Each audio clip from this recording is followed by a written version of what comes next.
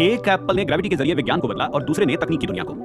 Computer और phone की दुनिया को एप्पल जहां ले गया उसके आगे 50 साल का वक्त बहुत थोड़ा लगता है। कॉलेज की पढ़ाई बीच में छोड़ने वाले स्टीव जॉब्स ने आध्यात्मिक शांति के लिए कभी भारत का रुख किया था। वापस लौटने पर उन्हें जीवन की दिशा मिल गई। 1 अप्रैल 1976 को कैलिफोर्निया के लॉस अल्टोस में मां बाप के घर की गैरेज में स्टीव जॉब्स ने स्टीव वोज़नियाक के साथ एप्पल की शुरुआत की। स्टीव जॉब्स ओरेगॉन के एक धार्मिक समुदाय से मिलने गए थे जिसका नाम एप्पल ऑर्चार्ड था। कंपनी को यह नाम देने का विचार वहीं जन्मा। स्टीव जॉब्स ने कई बार तकनीक को एकदम नए सिरे से डिजाइन किया। 1970 के दशक में उनका बनाया एप्पल II पर्सनल कंप्यूटर 1980 के दशक में मैकिंटोश में बदला, जो माउस और क्लीन स्क्रीन वाला कंप्यूटर था। इस बीच कंपनी में अनबन के चलते वो एप्पल से दूर हो गए। लगभग 1 दशक के बाद जब लौटे तो कंपनी का नया दौर शुरू हुआ। 2001 में आईपॉड और 2007 में आईफोन के बाद 2010 में लॉन्च हुआ आईपैड कुछ ही महीनों के बाद आईमैक से बिक्री में आगे निकल गया।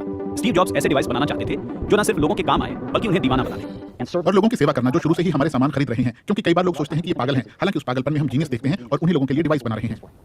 5 अक्टूबर 2011 को जॉब्स ने दुनिया को अलविदा कह दिया। हालांकि जिस राह पर एप्पल चल पड़ा था उस पर कामयाबी की कई और मंजिलों को उसका इंतजार था। जॉब्स के बाद कंपनी को संभालने वाले टिम कुक ने एप्पल को कई दिशाओं में विस्तार दिया। इनमें सर्विसेज, वेरिएबल्स और सब्सक्रिप्शन शामिल हैं। इनमें भी एप्पल वॉच की सफलता ने कंपनी को बड़ा मुकाम दिलाया।